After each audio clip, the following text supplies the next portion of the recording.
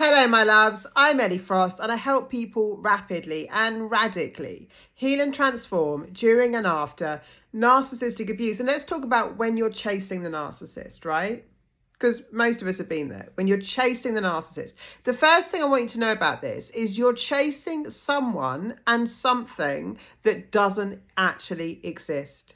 What you're chasing is maybe what you felt from the narcissist in the love bombing and idealization stages, right? One of my clients once said, he was really chasing the way that she made him feel, which is actually how he made himself feel when they first met, right? When she was idolizing him. So you're chasing something, right, and someone that doesn't exist, because that mask the narcissist has presented to you of who they are isn't who they are. It's a bit like an addict chasing a hit, right? You want that euphoria again, right? That's what you're chasing.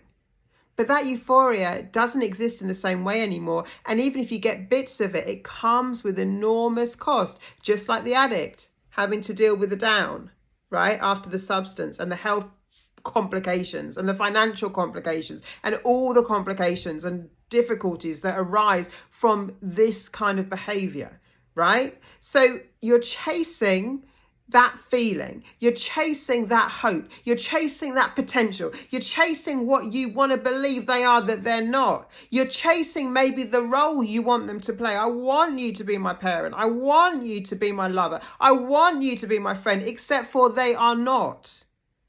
They are not, maybe biologically if it's a parent, but they are not what you think of as a good parent. Like, as someone who is in that role, that they love you and all those kind of things. They are not the role that they are supposed to play, or you think they're supposed to play, right? So you're chasing something that doesn't exist.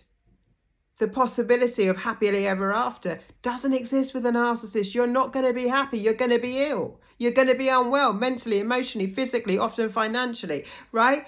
It doesn't exist. So you're chasing a lie. You're chasing a false promise. You're chasing an old feeling you might have had, right? Or maybe you've had it several times. I know what it's like to be under the spell. And I know when the spell comes back, after a difficult time with a narcissist, I go back into the bubble and I feel that high again. It's a bit like, as I say, addiction. It's a bit like the same thing, right? You're chasing a hit, but it's not real, right? So you've got to understand that thing, and I know what it feels like. It can feel euphoric. It's still not real, and it's not sustainable. Lots of love. I'll speak to you soon.